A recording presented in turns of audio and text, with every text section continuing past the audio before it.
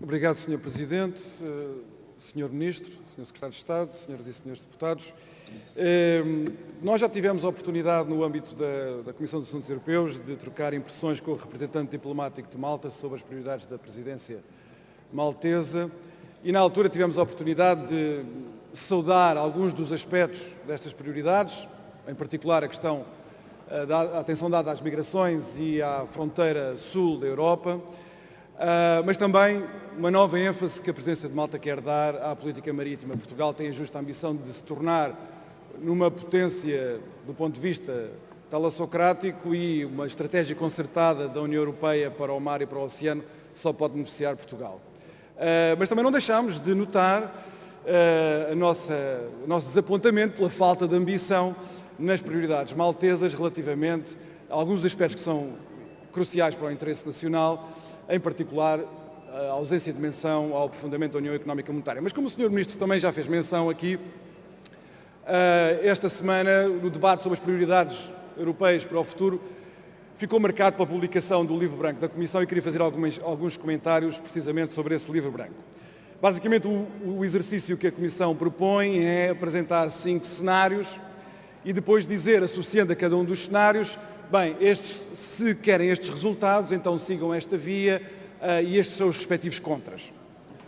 O que é que poderíamos dizer sobre isto? Bem, sobre o Livro Branco poderíamos começar por dizer que talvez fosse uma melhor ideia, talvez fosse preferível, em vez da Comissão decidir-se por fazer um longo relambório sobre o declínio da Europa no mundo, ter começado por dizer o que é que nós europeus somos e o que é que queremos ser.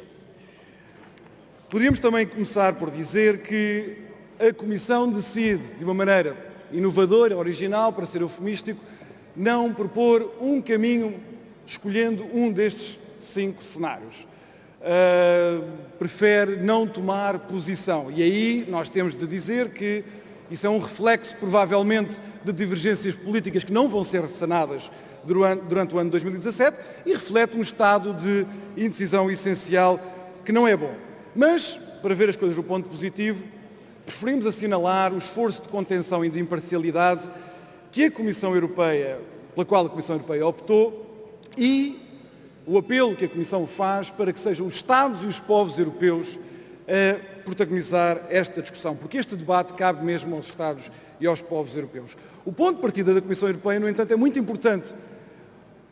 O Presidente Juncker também disse no Parlamento Europeu, temos de abandonar o simplismo binário de, em cada uma destas discussões, resumir tudo ou a mais Europa ou a menos Europa. Mas também é preciso notar que, neste esquema dos 5 cenários e nas escolhas que lhe estão implícitas, a Comissão Europeia também não evitou os seus próprios simplismos reducionistas. De facto, não é mais ou menos Europa de que precisamos. O que precisamos é de uma Europa com melhores soluções para os problemas que temos em comum. Pode-se dizer, e já ouvimos dizer nestes dias, que este livro branco ajuda a organizar a discussão. Bem, então nos termos da Comissão há que dizer o seguinte. O cenário do regresso ao mercado único, sem mais, é um retrocesso que acabaria com a União Europeia tal como nós a conhecemos. Mas o cenário do status quo representa também ele um retrocesso pelo simples facto de ser insustentável. Nós já partilhamos coisas suficientes para nos darmos ao luxo de não dispormos dos respectivos mecanismos de aperfeiçoamento. Neste momento, nem os Estados fazem aquilo que querem, nem nós, em conjunto, temos respostas eficazes para as crises que se vão gerando. Portanto, é insustentável e mais, é perigoso permanecer no ponto onde estamos. O risco de fragmentação é real e todos nós sofreremos com isso. Também o cenário das várias velocidades europeias será inaceitável se ele for interpretado de maneira que as várias velocidades incluam o seio da zona euro. Se for essa a interpretação, então esse cenário também ele é indesejável. Mas para dizer as coisas como elas são, a Europa não precisa de organizar mais a sua discussão. Esta discussão está organizada há anos. Muito menos uma discussão em torno de esquemas estilizados. Então do que é que a Europa precisa? A Europa precisa, sobretudo, de ser consequente com as suas próprias decisões. Por exemplo, se temos uma moeda única, então precisamos que ela funcione com uma união financeira, com uma união bancária completa e com uma capacidade orçamental. E aqui o que se esperaria era que a Comissão apelasse aos Estados, no livro branco e no discurso do Presidente da Comissão no Parlamento Europeu, que apelasse aos Estados para eles serem consequentes com as decisões que eles próprios tomaram. Sabemos exatamente onde é necessária mais integração para uma Europa que funcione e faça sentido. Uma Europa em que cada um dos povos europeus tenha iguais oportunidades para prosperar em conjunto. Então, onde é que nós precisamos de mais integração? Precisamos, no aprofundamento da União Económica e Monetária, com a criação de um Fundo Monetário Europeu, que seja a contraparte económica ao BCE, com funções como a coordenação do investimento europeu, o financiamento de reformas estruturais, uma capacidade orçamental. Precisamos de mais integração no aprofundamento do mercado interno, em particular na energia, no digital, no mercado de capitais e na união bancária. Precisamos de mais integração na questão migratória, em particular na questão do asilo, no sistema comum de asilo, na gestão das fronteiras externas e na segurança interna. Em bom português, se sabemos o que devemos fazer, não vale a pena inventar. Mas os Estados e os povos europeus têm de continuar a ser eles os protagonistas, não só da discussão, mas da vida constitucional da Europa. O modelo de integração realista tem de se basear nos Estados e nos povos, e não contra eles. E também não recorrendo à construção de um super-Estado que se lhes sobreponha. É aqui que nós vemos o realismo como um valor político fundamental e central. O realismo não é pessimismo derrotista. Pelo contrário, o realismo censura ao pessimismo a sua fraqueza e a sua complacência.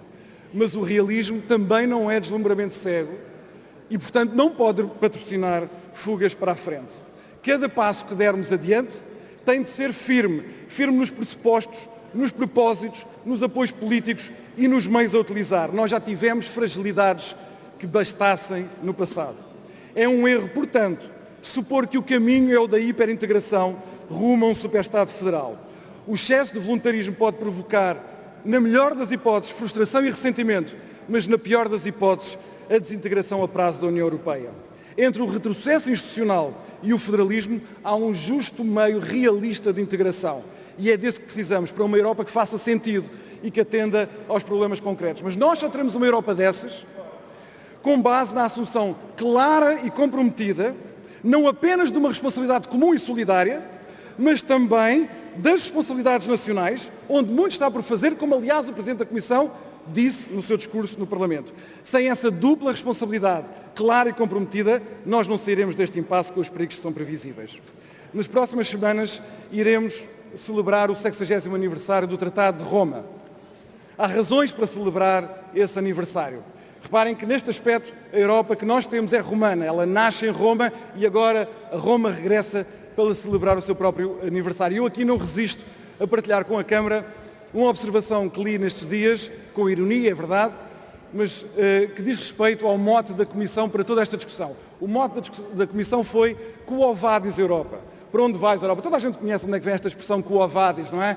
É a tradução latina de uma passagem dos Atos de Pedro, em que Pedro está a fugir, o apóstolo Pedro está a fugir de Roma com medo da perseguição, encontra Cristo ressuscitado, evidentemente, e é Pedro que pergunta a Jesus, Quo Vadis? E Jesus responde, eu vou para Roma para ser crucificado uma segunda vez. E agora, digo eu, é bom que esperamos que a Europa, que agora regressa a Roma, não vá ser posta na cruz, mas encontre lá a sua salvação. Obrigado, Sr. Presidente. Obrigado, Sr. Deputado.